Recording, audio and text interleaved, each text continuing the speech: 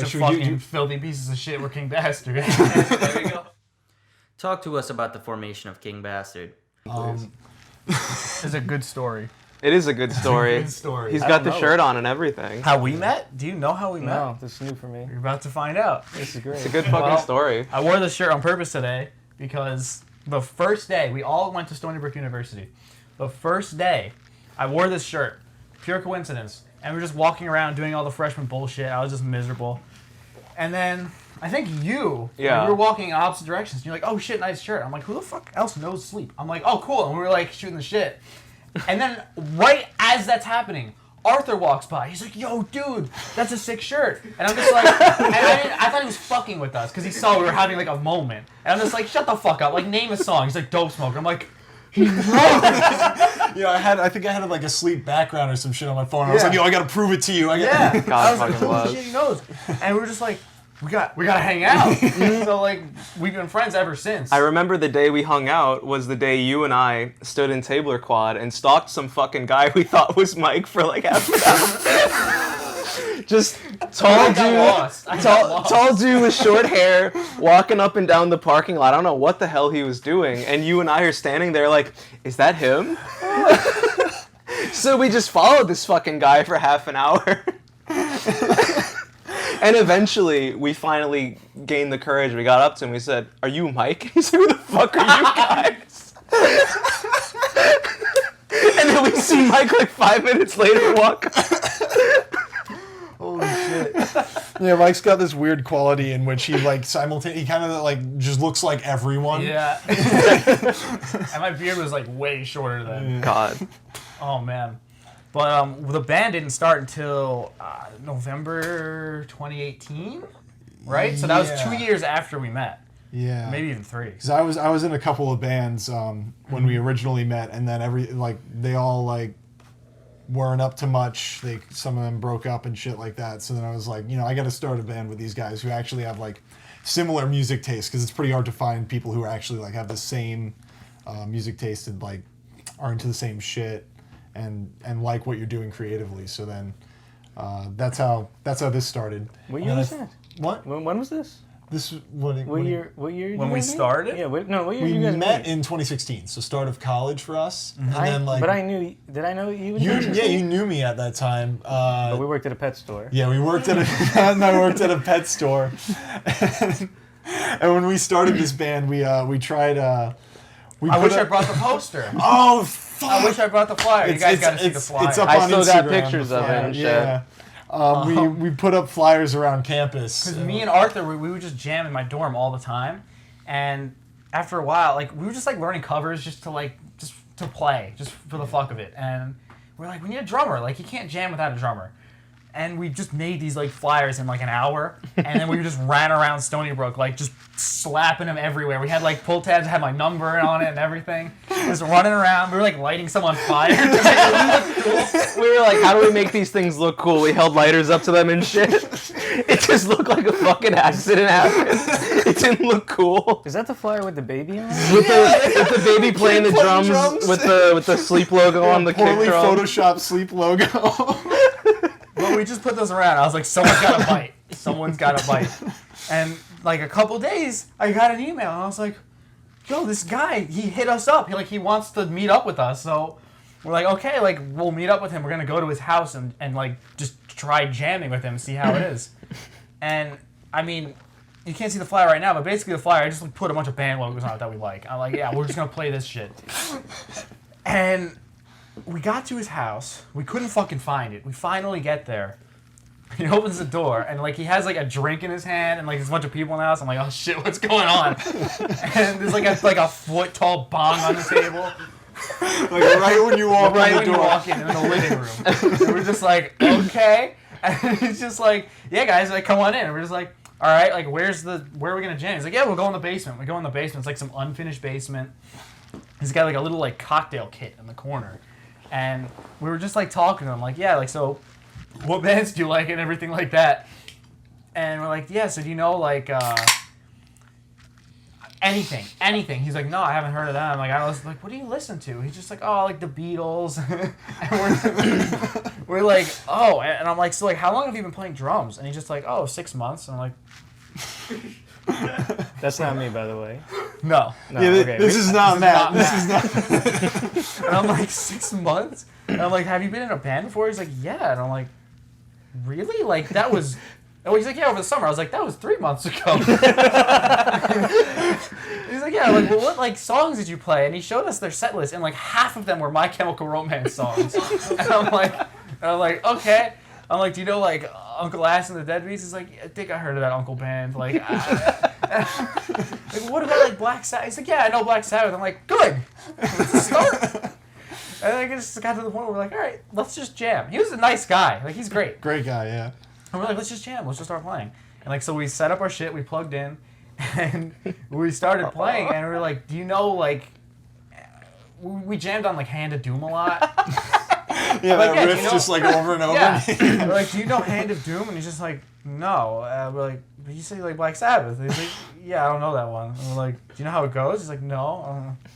Like, all right, let's just go. Let's just do it. Let's just start playing. He's doing, like, disco shuffle. We still have the recording somewhere. Yeah, yeah. He's doing, like, the craziest shit. And, like, me and Arthur are looking at each other. We're like, what? Just rolling. Just keep going. We jammed for, like, 2 hours. Like, just making shit up. We're like, let's just start playing Dragonaut. Like, let's see what happens. And we're just like, we're done. And I remember, like, we're like, all right, like, it was nice meeting you and everything. We got in the car. And we look at each other and we're like, so this is like a bad hookup. Like, you don't have anything else going on. So you're like, do we come back? Because I got nothing else going on. But like, it wasn't great. So we were like, I guess like if we find someone better, then fine, but it's something. So we started rehearsing. We like brought all this shit right over there. Yeah. And His garbage picked drum kit. Yeah, he we found still it in have the some garbage. pieces from it. I guess it wasn't worth much, so he didn't come back and pick any of the pieces up. Is that the snare right back there? Yeah, the snare's the back snare's there. Snare, the broken snare. It's just been there for like 2 years now. It's like the Saint Anger snare, but like worse, but better. but better. It's got a story to it. Yeah, It doesn't work, but you can hit it. You can hit it. But you know, we started off as just learning covers. We like had like a little set list. It was just like some Caius, some Electric Wizard, some Sleep. We gave him like, I don't know, 4 songs. We're like, just learn these for like whenever we get together. Every single time we got together, we're like, yo, did you learn this song? He's like, no. And we're like, okay. I mean, his drum's here, so like, how is he gonna practice? Because he just started leaving it here. And we're like, so like, did you learn Super Scoop? He's like, no. And we're like, well, let's play it anyway. So we would just start playing it. And then, because he wasn't learning the songs, we were forced to jam and make shit up. So that's kind of how we started. Yeah. Because we started, like, making things up and jamming. And I would record every rehearsal just because it's good to do. And after a while, we started, like, there was this one thing on, what demo is it? Have You Seen This Man? On the demo. The Have you track seen is this called man? Have You Seen This Man? Yeah, Have You Seen This Man? The album cover, badly photoshopped in, is the drummer. Yeah, That's him. Picture of him. Picture of him on it. Shouts out to you. Yeah, shout out to Spencer Flash. Shout out He's to a good Spencer dude. Flash. He's a good dude. He bought our Absolute stuff and fucking everything. Yeah. great guy. God bless.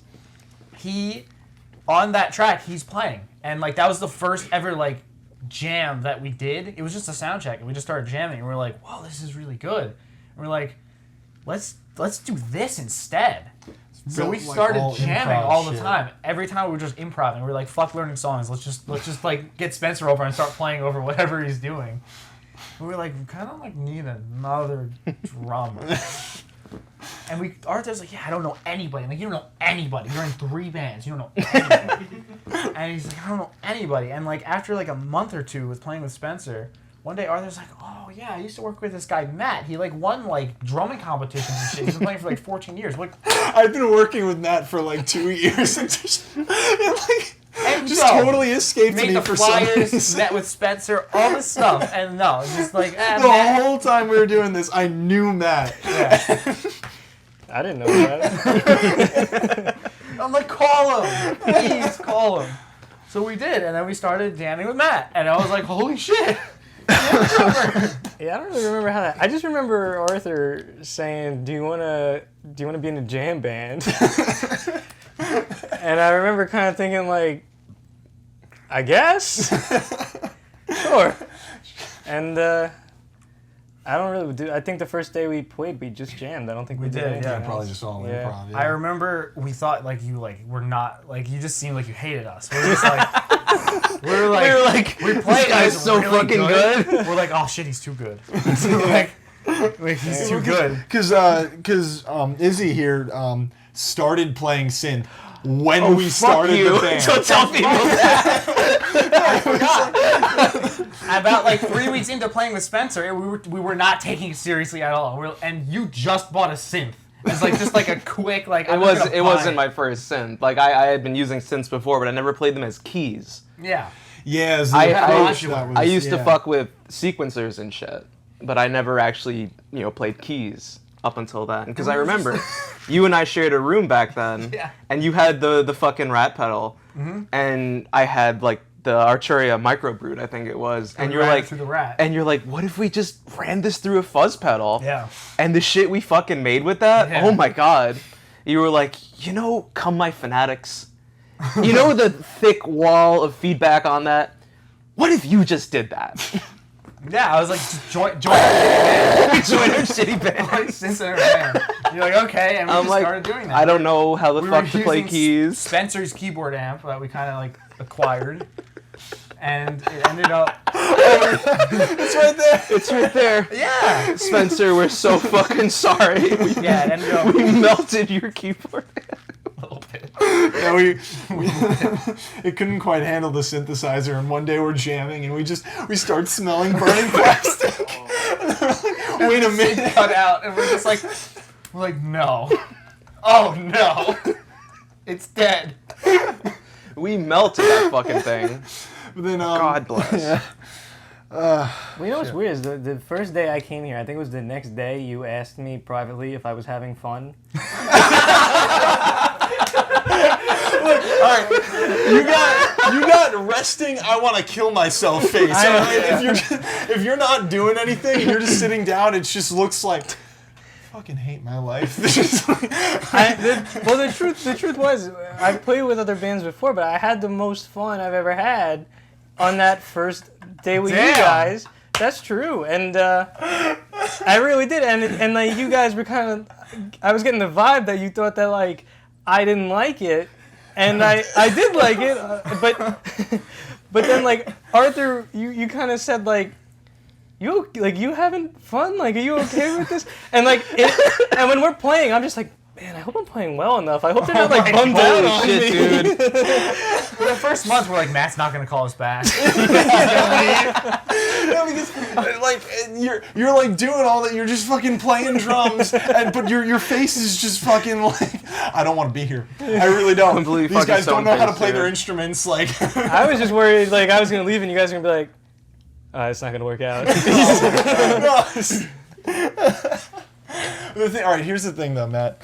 To this day, I still feel that way every time we play. I'm like, is Matt gonna quit? Does Matt still want to do this? We're sitting there just playing C's over and over again. Just holding out fucking C's. Like every stoner metal band. You're sitting there going ape shit.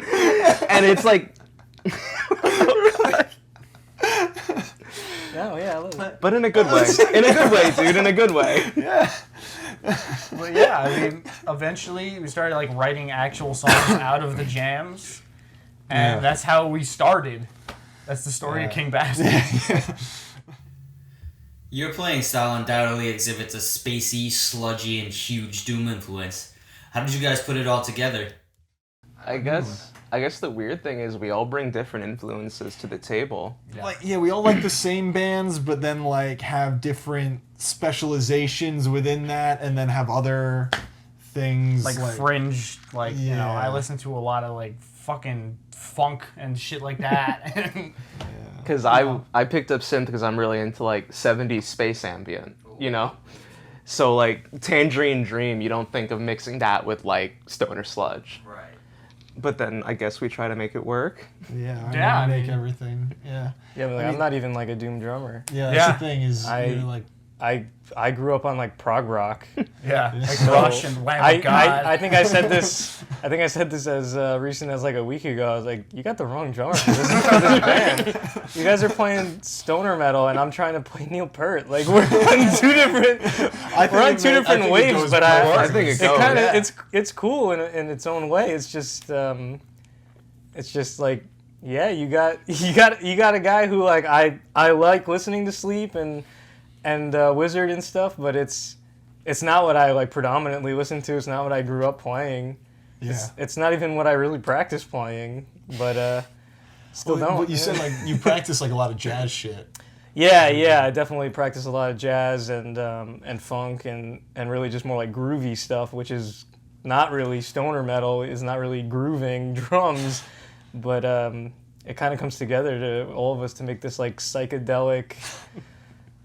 I don't even know what you call it. Psychedelic stoner metal? Like, Psychedelic space filth. Something like that. Hell yeah. I don't know. It's all about like applying to, like, or rather. we all play to each other's strengths. Yeah. Yeah. I don't know if it's applying our outside influences to King Bastard or vice versa. Because Right. lately I'm in like a death metal band, Monochromatic Black. Shouts out Mono. Yeah, and like I've been trying to incorporate like the death metal influence in there somehow, so that way then like we'll like maybe it'll start with a death metal riff idea, but we're gonna like bastardize it and kind of make it our own thing. Yeah. A bunch of effects and shit. It's like death metal, but you can't hear what's going on because it's all just fucking noise. As it should be. As death metal should be. Yeah, hell yeah. What kind of jazz are you into? Like, I don't really listen to jazz like music. It's really more like jazz techniques on drums. That's really more where I'm coming from. Yeah, like even just like Buddy Rich and like, you know, Neil Peart was very much an extension of Buddy Rich, and that's really kind of where I'm coming from, like especially with like the snare drum fills and not traditionally something you would hear in the music we play, but that's where I kind of come from. King Crimson. Sure, yeah. I think we all love it. Yeah. we all love King Crimson. Yeah. That's part of the reason we're King Bastard, isn't it? No. What's the bastard part come from? I don't even know how you guys came up with the name. How'd you guys come up with that name? We have I different don't even stories know. for that. Okay, I'd like to hear them. Because there was a point in time, I guess junior year of college, we would just replace words with bastard. Yeah. We'd go out for man. Usually food words on the Burger King menu. on the Burger King menu. So we were on our way to Burger King one day, and we're like, I remember saying, "Oh, we're going to Bastard King." Did we pull up to the drive-thru and like ask for like a cheese bastard or some shit? Some shit like that. And I don't know, like I remember, I just kept saying the word Why? bastard a lot. And I was like, we gotta put that in our band name. and One we're day I like, was just thinking, like, what about like something bastard, this I was like, I don't know, what about like King Bastard? Like, we weren't like sold on it.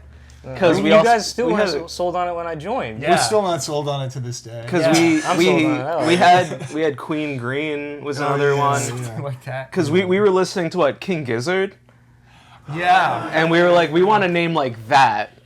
And I remember, we at one point we talked about, what was it, King Bastard in the Wendy's dollar store menu. And we're like, we'll get fucking sued for that one.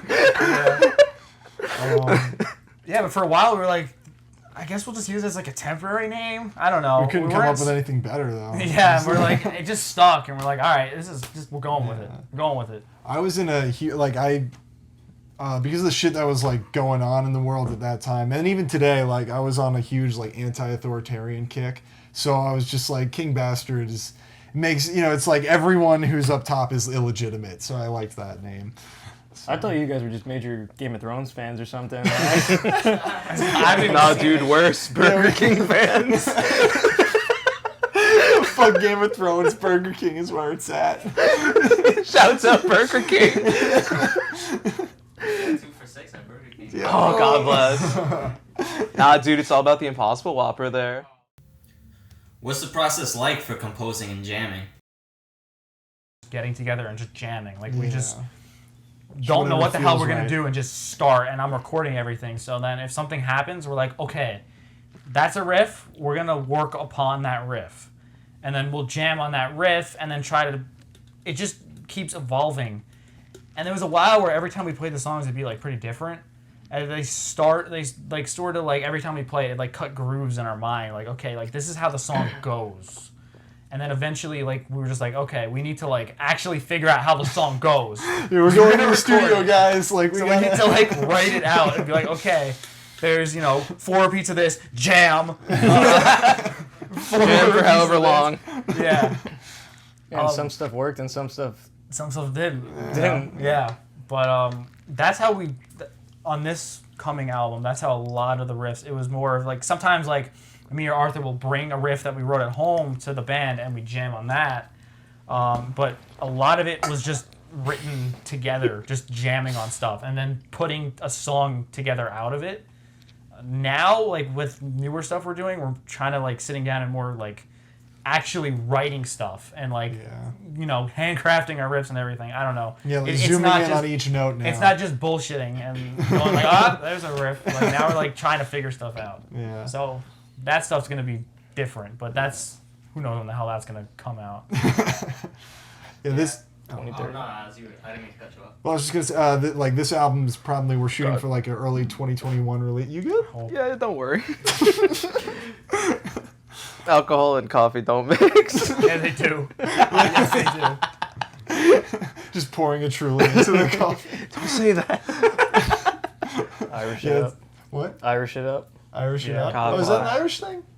Yeah. Oh, pouring beer into a coffee? No, not beer. What was the question? What are we talking about? There was no question. What was the Album, next question? album coming out early album? 2021. Yeah, early 2021. Get hype for Came Yeah. from the Void. It came from the It void. came from the yeah, void. Yeah. Okay, let's talk more about that. That's the one you recorded at Colin's place, right? Yes. Yeah. Okay, so yeah. talk to us about working with Colin Martin. Oh, Fuck, man. He's awesome, dude. yeah. God He's bless incredible. I actually knew him from my uncle Darren he was in Unearthly Trance. They're on hiatus now, but they're still technically a thing. I don't know. But he was a drummer in that band, and they recorded their last 3 albums with Colin. And he's like, dude, go to Colin. Like, I was talking to him about our band and stuff. He's like, go to Colin. And I'm like, I haven't even heard of this guy. And he's like, trust me, like, he's good. And I'm like, okay, let's try it out. I emailed him and everything, and like I looked at other bands he worked with, and I was like, holy shit, Yeah, dude. we gotta do it with this guy. It was So, it was the moment of walking into the recording booth and just seeing like, oh, I've listened to their that album, favorite I've listened to that album. Yeah. I like On the wall. Panopticon. I like Mastery. I like Imperial Origin. Triumphant. yeah. Oh God, I like Liturgy. Just Wait, all right, hold up. shut up. I used to be a black metal elitist. I've grown up since then. No, all right. Izzy was shitting on liturgy. Shut the fuck up! Shitting on liturgy. While we're like, If you're watching, I'm so sorry. I mean, we can Let's cut lean this into out. it. Let's lean Yeah, into all it. right. Izzy is Call him shitting out. on liturgy, like You hear while this we're in the fucker? studio. Like This guy's slandering me on air. Liturgy made black metal all happy sounding, so a lot of black metal fans don't Look, really there was like a period liturgy. of time. There was a period of time where I only listened to Burzum, and I was like, I don't like post black metal. I don't like experimentation in black metal. And then I don't know. And then there was the ride home from Colin's, Oh. the first day of recording, in which Guido goes, yeah, so listen to Liturgy and see how they made black metal happy sounding. And I'm like, this is actually pretty tight. And Guido's I was like, I kind of like I this. kind of think this too. Look, everyone goes through points in their lives, when you're like, we all kind of experience this, like, when you're like 13, 14, you're on like YouTube videos for Metallica. And there's the comment that says, like, if you're one of the 5% still listening to Metallica, and like, like, I don't like core, I don't like this, I don't like that, and death to false metal and all that. And that kind of just stuck with me for a while, and I kind of regret it. Kind of really regret it. When you're in like 8th grade and Yeah. you're an atheist. Yeah, you're in 8th Really grade. edgy. Kinda, You're on like the Cannibal Corpse YouTube video. Yeah, but liturgy really gets shit on. It's like so. Oh, much dude, reason. I remember just seeing it constantly. Now I'm like, I don't want people on my ass for liking liturgy. Do you like Death Heaven? That was the reaction. That was the reaction. No, okay, I gotta give Sunbather another chance. I shit on that album way too long. You but said there was a Death Heaven album. the album that came after Sunbather, New Bermuda, Yeah. really liked that. And I just remember Sunbather didn't click with me. And, you know, it was a meme to be like, you know, black metal, you know, like, oh, Death Heaven's bad. Right. I only listen to Burzum's Prison. I only listen to Burzum's, like, Dungeon Synth album. Stop shitting on me. Dudley Balders is one of my favorite fucking songs ever written. Dude, that's been like a running meme with us. I got a couple friends who really like Burzum's Dungeon Synth album. Shout out Maeve if you're watching this. I see you. That's funny as hell. There was one question I wanted to ask Mike and Arthur. So I'm a guitar player as well, and so like, you know, there's a lot of synthesis when it comes to like creating guitar and bass tracks together. So like, when you guys compose, you like choose like a certain key or whatever, and just like C. scale. It's always Yeah. all right, cool. No, I mean, no, a lot of the, a lot of the. No, sometimes we play an F. Which is the next string up. Well, I don't know. Do you want to answer that or like? yeah. Actually, on "Bury the Survivors," one of the songs on the album, that's like the most notable. We do it on like a bunch of stuff, but on that one, it's most notable where I'm playing like minor thirds over Arthur.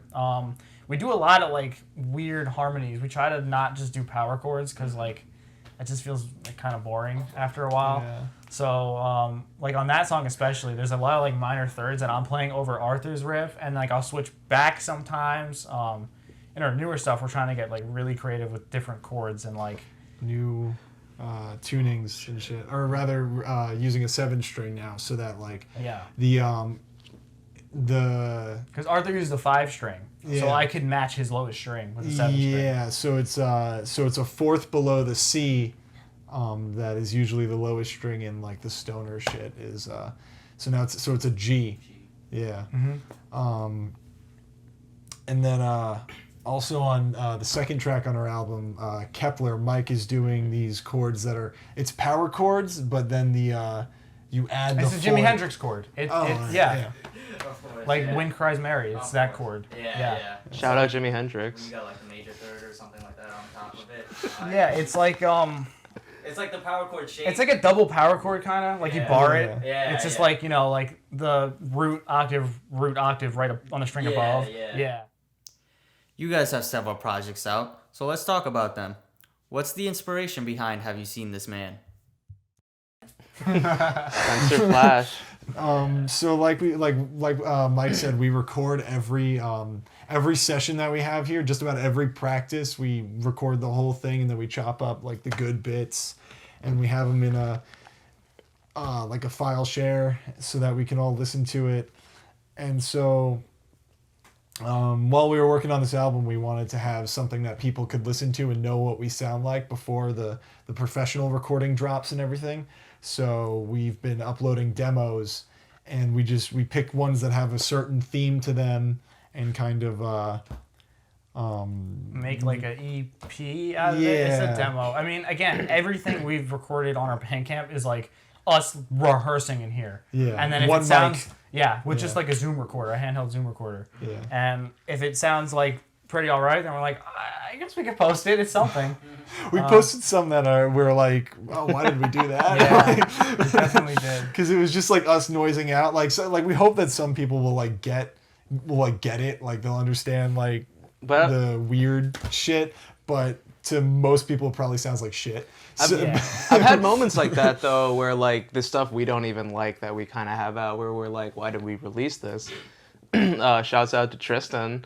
At that party we went to, he told me, he's like, yeah, dude, I love your Psychosis cassette.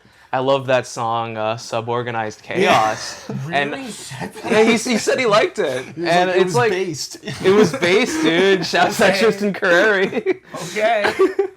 And yeah, he's like, yeah, dude, I love jamming out to that. I love just like getting lost in it. And we're like, you liked that? That was just like, that one was a very spontaneous jam. There was like a lot of noise and That shit. was just us fucking around, and like we just ended up recording it. And I guess like at the time we saw something in it. Yeah. But yeah, back to Have You Seen This Man? That was, I think, like the third one we put out.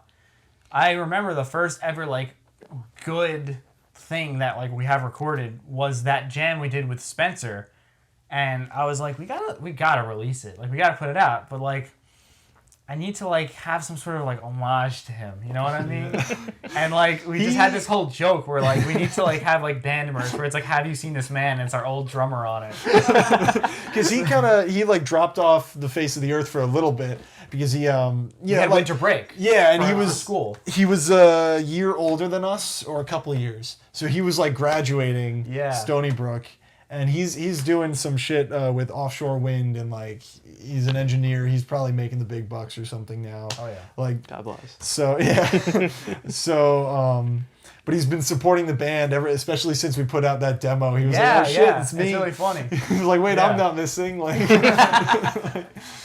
yeah. No, it's always good to have a dude with a good sense of humor. Yeah, that was great. I was really glad he because we put the next track on Have You Seen This Man is Matt doing a drum solo. So so there's a chance that could come off the wrong way. But we didn't mean anything bad by it. No, it was just there was just a drum focus to that demo. Yeah, definitely.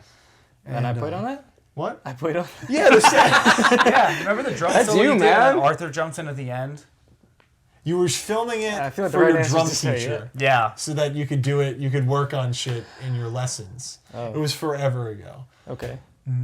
Oh, no, I believe you. Yeah, we have like a 8-minute drum solo or whatever with some Yeah. bass at the end. I think it's 14. Oh, fuck. Yeah. That's cool. 14-minute drum solo. Nice. But yeah, we put it up on Bandcamp.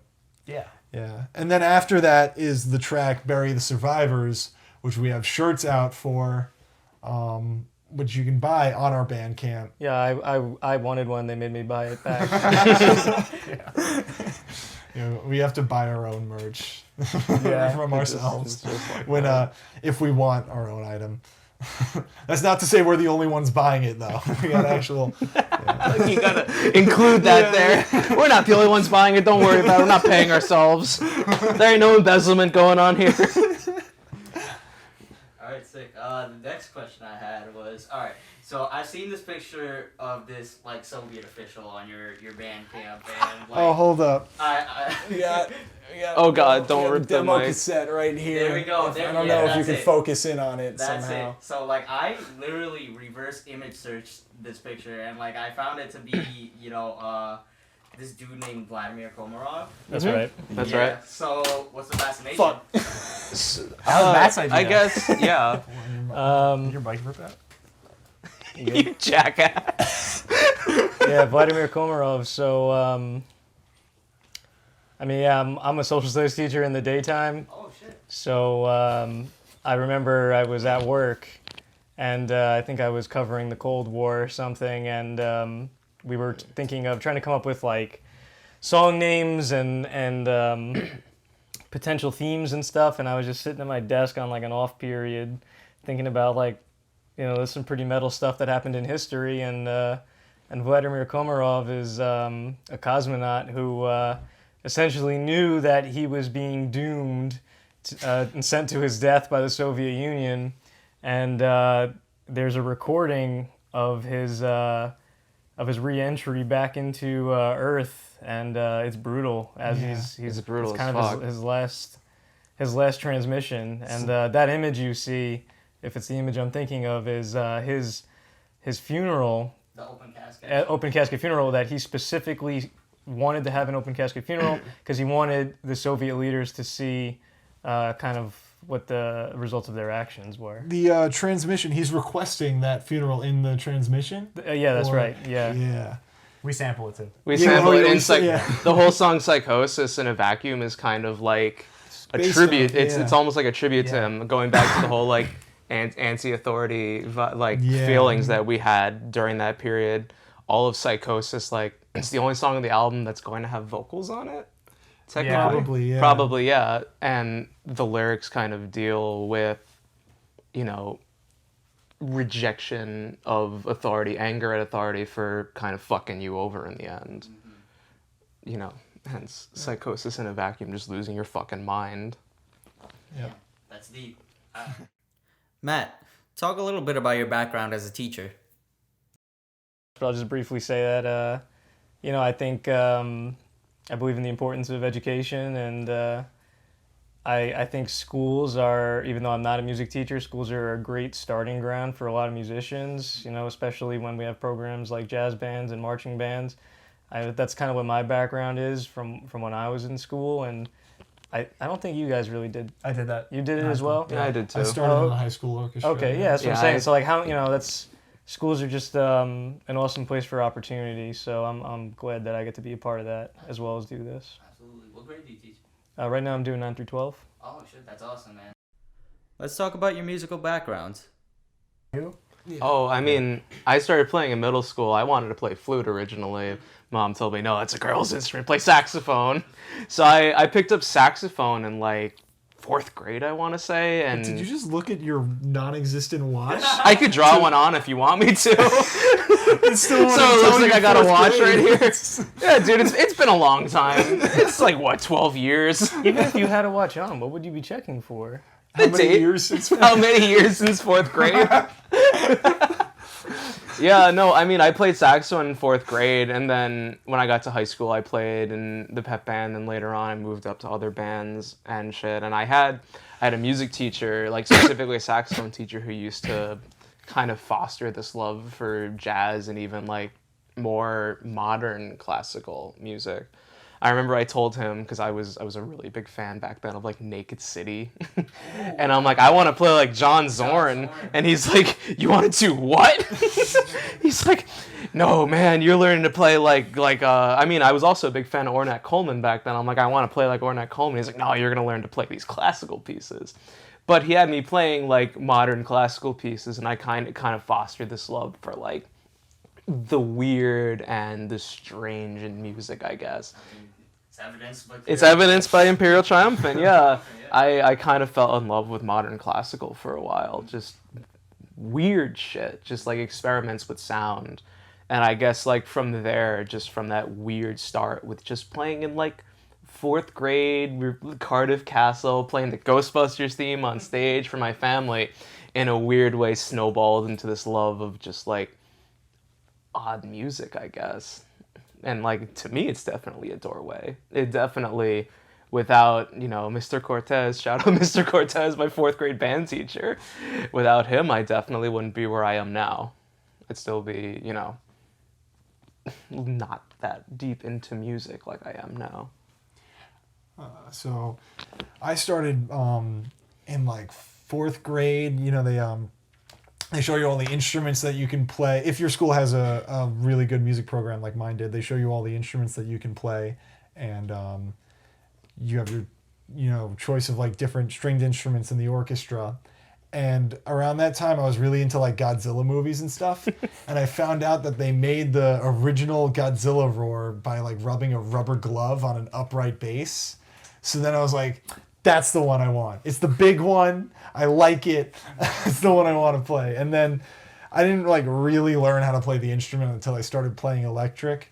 And the reason I got into playing electric was because in middle school, playing in the orchestra, playing in the orchestra, even though I barely could play, I was terrible. But I had the teacher, Mrs. Lasante Levy. She still is on Facebook. Sometimes we talk. She's like, she was so passionate about, you know, about music and everything.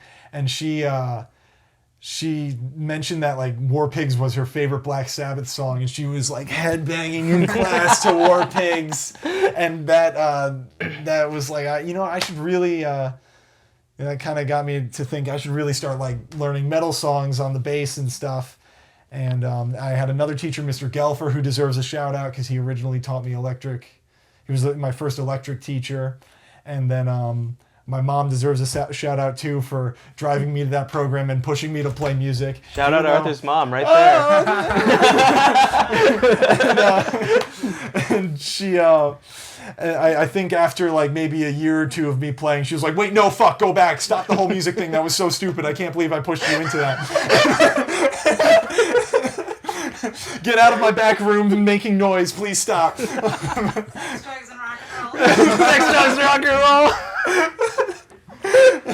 How long was she standing out there? She's got to come to the door. It's like she was waiting for a cue. Did you? It's like you worked that out earlier. No, she's just really nosy. Shout out to this mom. I gotta take a leak. Should we take a break, or is it okay if?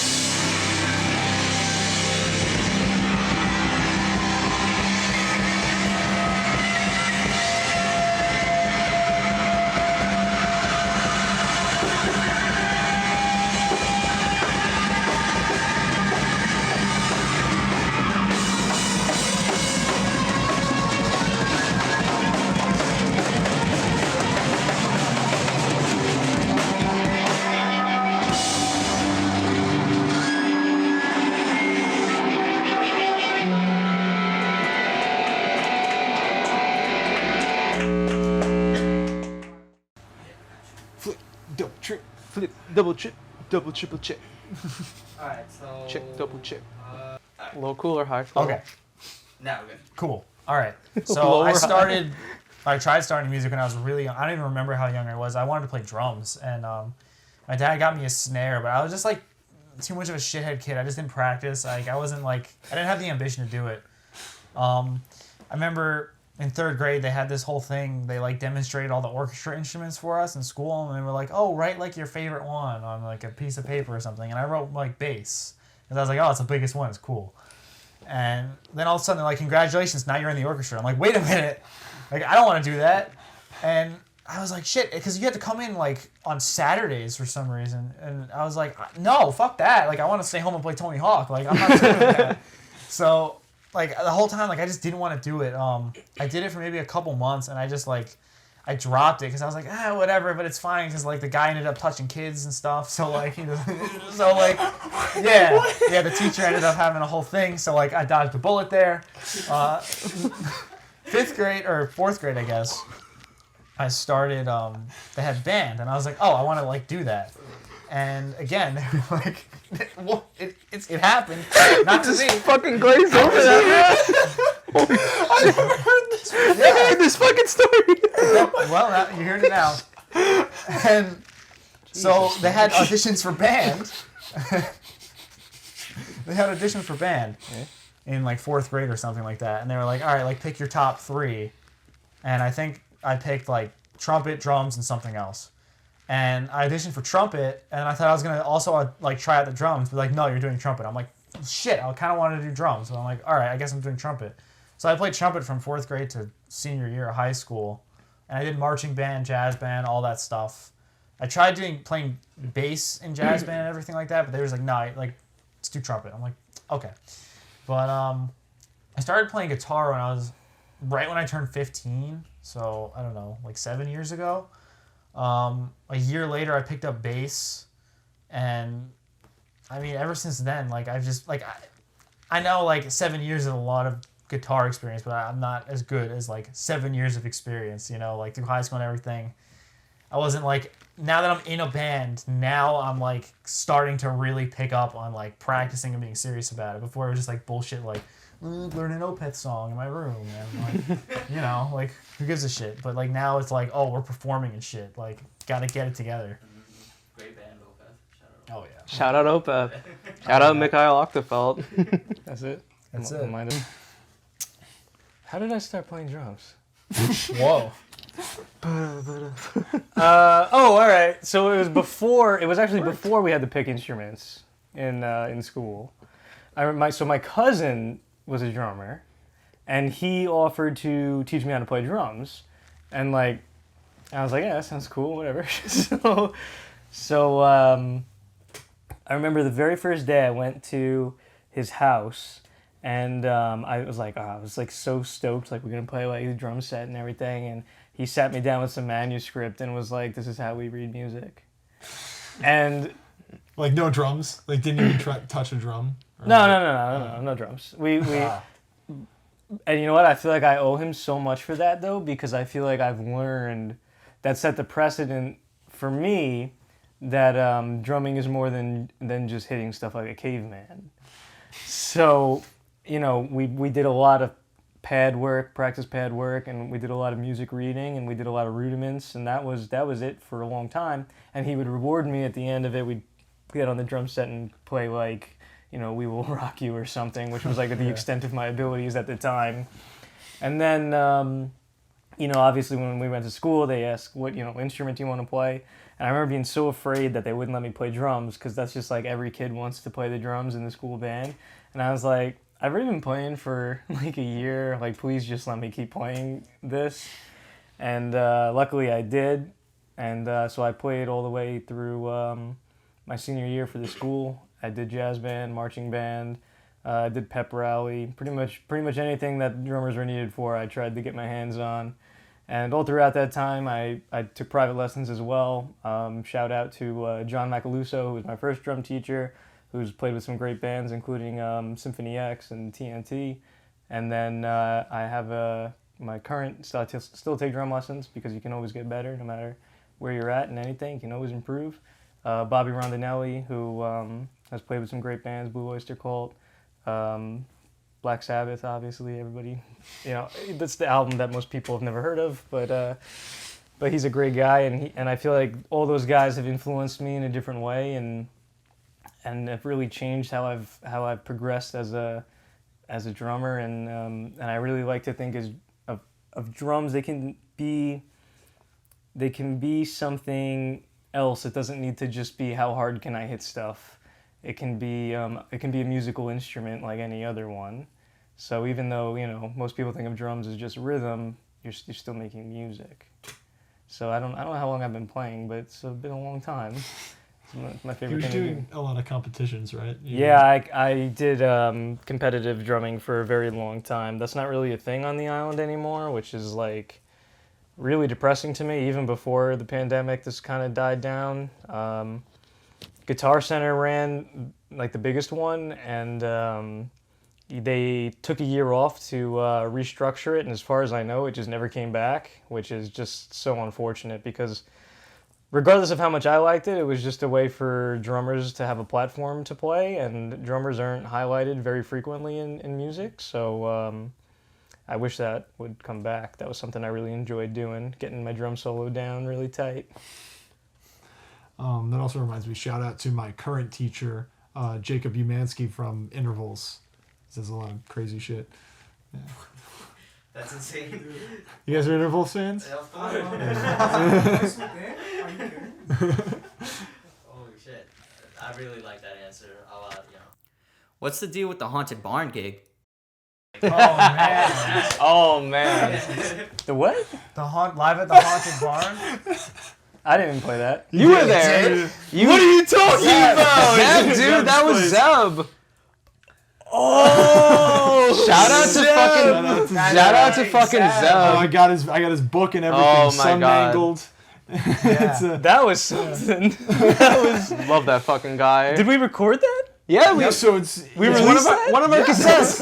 One of our cassettes was us jamming at the Haunted Barn. Oh, that was. So I mean, you should probably Again, I was wearing this shirt, and I was in a Guitar Center. I think we just had to get like a cable or something. And this guy comes up to me, he's like, "Yo, Sleep, that's awesome." And I'm like, just like we're just shooting the shit, whatever. And we're talking about how like, oh yeah, we're getting cables, like we're trying to like record stuff. He's like, "Yo, dude, like I have a studio, like we should jam sometime and stuff like that." I'm like, okay. And so like I gave him my number and everything. I just thought I'd never see him again, but like he kept hitting me up, and I'm like, "Yo, we gotta jam with this guy." And he's like showing me pictures of like his studio, which it was a barn, an old barn that's in his backyard that he converted into a music studio, and it's really cool. And I was like, "Yo, we gotta like try this out," because we didn't know of Colin or anything. We're like, "Let's like try to record with this guy." Can I just jump in for a second? Yeah. You guys texted me out of the blue. Do you want to go to this random guy's house to go essentially put on a private show for him?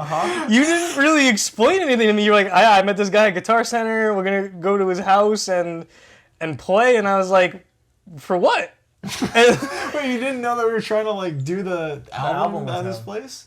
I didn't know that at first. No, and I was just like, I remember just sitting there and thinking like, this has got red flags all over it. Like, we're gonna go to a guy's house for one dude and like play for him. Like that's like One dude and his girlfriend. One dude and his girlfriend, and a case of yerba mate that he gave to us for free. Wait, what? He gave you? You didn't get the yerba? No.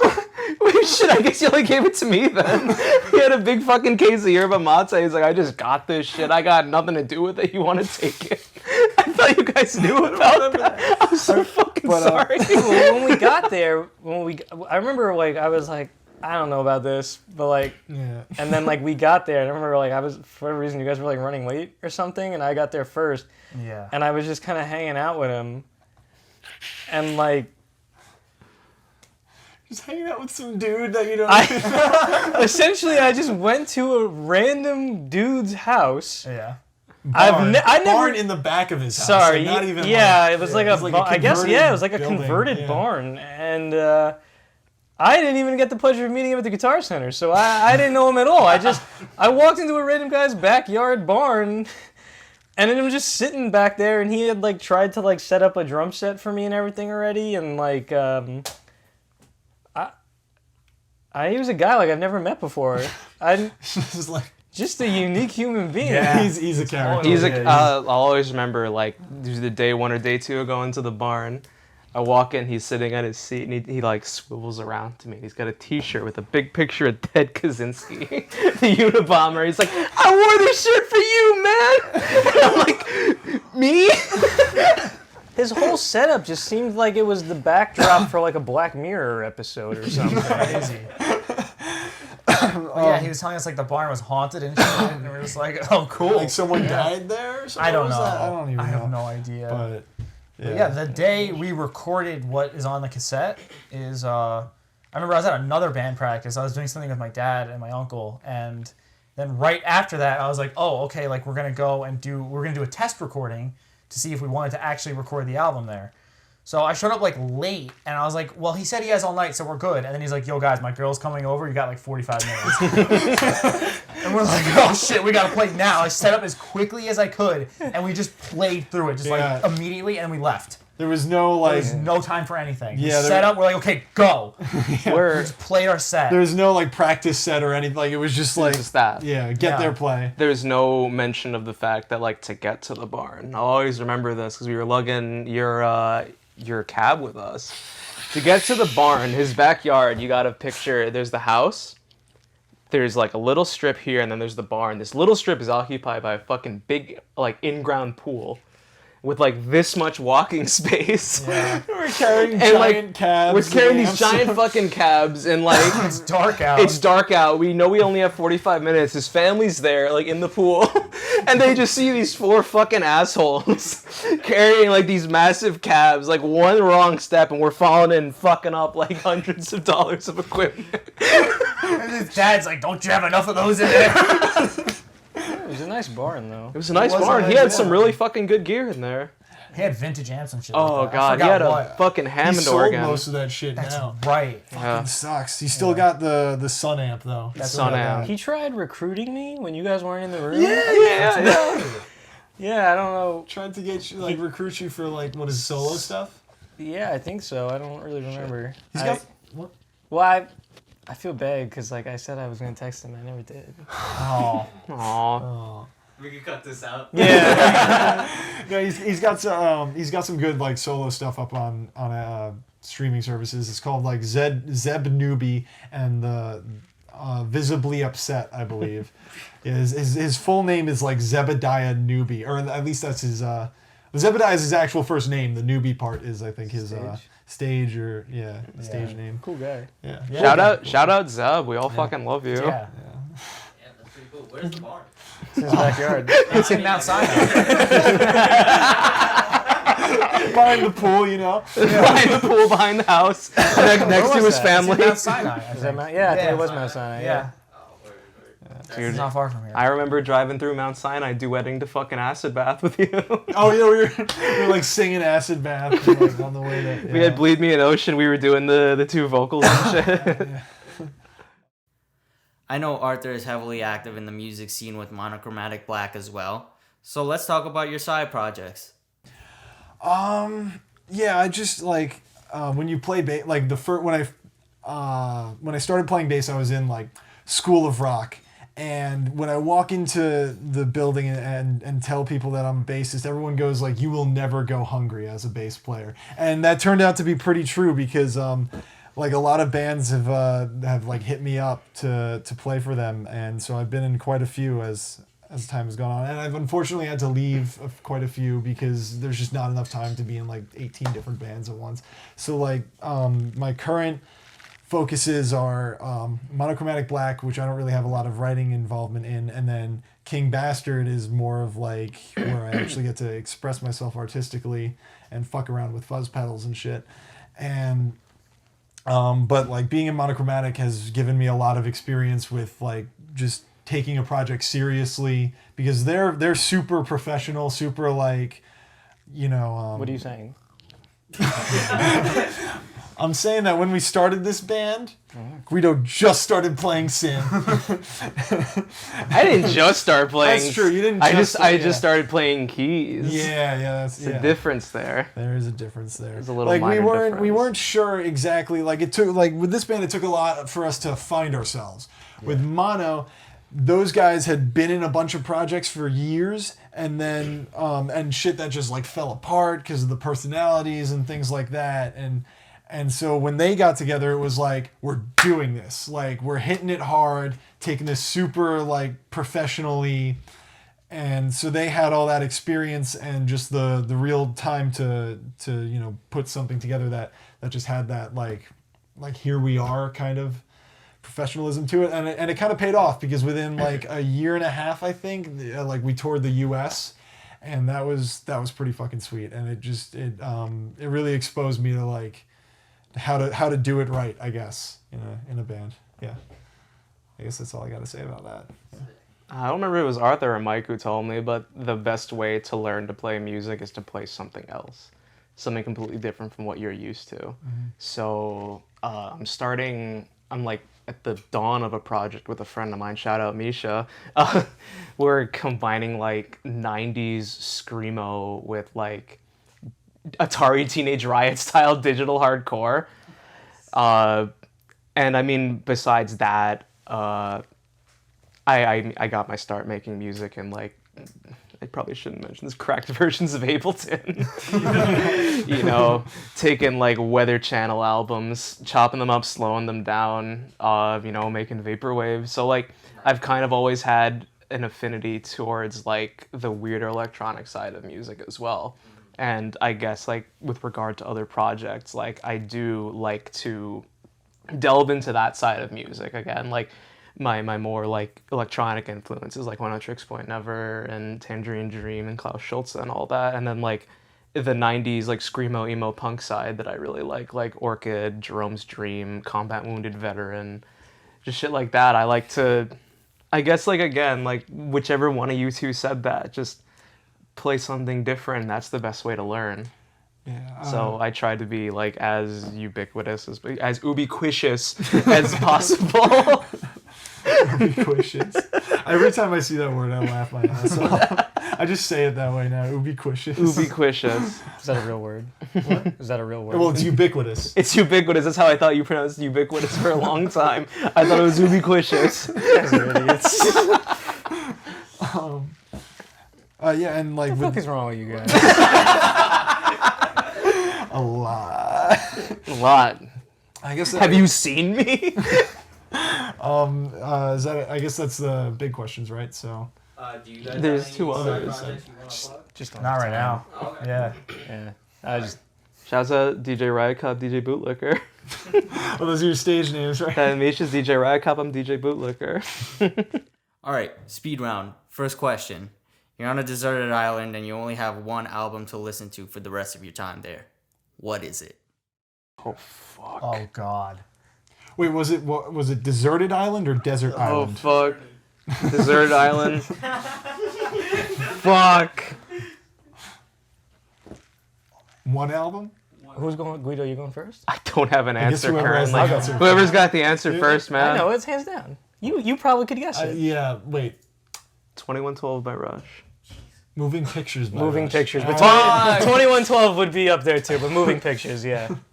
That's actually how I remember C on the guitar is YYZ. Dun, dun, dun. Me? Oh fuck. There's so many. Yeah, I mean, one of them would probably be Blackwater Park by Opeth. Holy Yeah. shit. Can we cheat? Just a little? Sneak one in. 3, 1, 2, whatever. No, I was gonna say, fuck. One of the ideas I had was Deception of the Thrush, the fucking, 5-disc box set by King Crimson. But that's cheating. That's cheating. I can't. You got to pick someone. Dope Throne. Yeah, Dope Throne. I'm like Dope Throne, but I've already listened to that so many times, so I don't know. But probably Dope Throne. God. Or whatever that there's like that like the slowest music composition ever. It's like some like automated thing, and it's gonna go on for like the next 100 years or whatever. That's a John Cage thing, right? Is it a John Cage? 600 No something way. year long. Yeah, Is yeah. that John Cage? I just read an article about that. That's John Cage. All The right, note so- just changed. Yeah. Like, You know, it Yeah, did just change just- like a couple days ago. God bless. I'm bringing that with me to my desert island, or I'm bringing 4 minutes and 33 seconds. You dick. That's not an album. That's silence. Guess I better listen to 433 again. Favorite piece of musical equipment? Vuvuzela. What's that? You don't know what a vuvuzela is? I'm so confused. Favorite piece of musical equipment? I don't know. I want to hear some examples. Examples of alright. musical equipment. I got sell mine. I think mine. there. I I think don't mine know, and what's yours my are gonna be the favorite same one. I'm worried about that. What? The Behringer Hyperfuzz pedal. Oh yeah, we have the same. Yeah, the Behringer Super Fuzz. Super Fuzz, excuse Yeah. me. Not Hyperfuzz. It's a clone of the Boss Hyperfuzz from the 90s. And Behringer makes it so it's this $30 fuzz pedal made out of plastic, but you step on it and it's just the nastiest thing you've ever heard. But I've had to stop using it, unfortunately, because it just sucks all the low end out of your bass tone. But Colin heard that shit, and what did he say? He looked at me and went, holy shit, sounds like a rocket taking off. it's the nastiest fucking bass tone. You tell him like that. You're like, yeah, it's Behringer, and he's like, oh, yeah, Behringer makes some good stuff. If You're complicit in slave labor.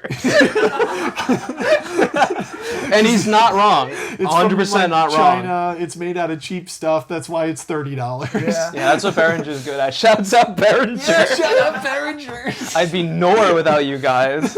Sponsorship opportunities. After we talk about slave labor, Behringer's gonna fucking blacklist Probably us. not even just slave labor, like probably child slave labor. I guess we gotta stop using Behringer altogether. I did. I still fucking use them. You do? Yeah, they made my mixing board. Oh, well, you don't use the mixing board in King Bastard. I don't use it in KB, but I use it everywhere else. For me, all right, I'm gonna go with I'm gonna say Jazz 3 guitar picks. Yeah. Are those like the Dunlop ones? I think I actually have here. You keep them in your wallet? Yep. Or Nice, me too. keychain thing. Yo, that's so sick. You got a keychain thing Fuck for yeah. picks? This. That's metal, dude. Yeah, it's got like super grip on it, so because I sweat like a motherfucker when I play, Oh, shit. and I like smaller picks that are thicker. Yeah. Not the same with dicks. No different. Yeah, Mike likes them big. What? What? You shouldn't have said that. What? What? I guess in truth, though, like I made the joke about the Behringer fuzz pedal, but like, does it have to be a piece of equipment I own? No. One of those fucking 70s like cabinet modular synthesizers. The punch hole things. The fucking huge, just like the size of a wall, and you could just sit there and like patch shit together. That's been a dream of mine, like a long-term dream, is to own one of those, because those are fucking cool. But it depends on the modules you go for. There are a lot. Do they exist anymore? Like, or like, do they? You they can don't you do build that. them. Oh yeah. Yeah, I basically. thought you were talking about those ones you put like the punch hole cards in. Oh no, I'm not that vintage. That's like. I'm talking 50 like shit? Yeah. no, I'm talking like 70s. Like it's just a big cabinet and you install a bunch of like modules and shit and you patch them together. It's like really getting to the heart of what makes a synthesizer. You really feel connected with the circuitry, and I think that's the sickest fucking thing. Do you have an answer, or you still? I like the kit I recorded on, the Mapex Saturn Series kit. It's not the kit I use here. I have it at my house, but this is just a little bit smaller. It's a little bit easier to fit in here. It's the gig kit. Yeah. It's don't I don't wanna beat mind up the I don't mind Mapex. that it gets cracked in the van and stuff. You know, like, the Saturn Series I'd probably not be as happy about, but yeah, I don't know. I don't really have a favorite piece of equipment. Oh yeah. You like the bell. I like the bell. I like triangle. I got this new ESP bass right behind you guys. It's a multi-scale fan fret. It's the ESP like 1005B, I think it's called. It's perfect for what I need to do. Tune low and shit. Bev of choice. Foster's. Founder's Dirty Bastard.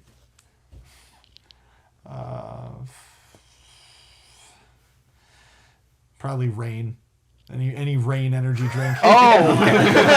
I'm like, dude, you've seen those fucking emissions recently? Wait, what? Made a joke about acid rain. Oh, Rain. Yeah, like string Rain. Tie between Hogarden and Blue Moon. Shout out Hogarden. Munchies of choice. Hot fries. Andy Caps, to be clear. Yes, sir. Get that cheetah out of here. Halal. Let's go. Taki and Sour Patch. Ooh, shit. Sour Skittles or fries with mayonnaise. Oh, imagine cracking out with these guys. Yeah, you gotta chill with us way more. That's a sick one. You got anything else? We're running on that.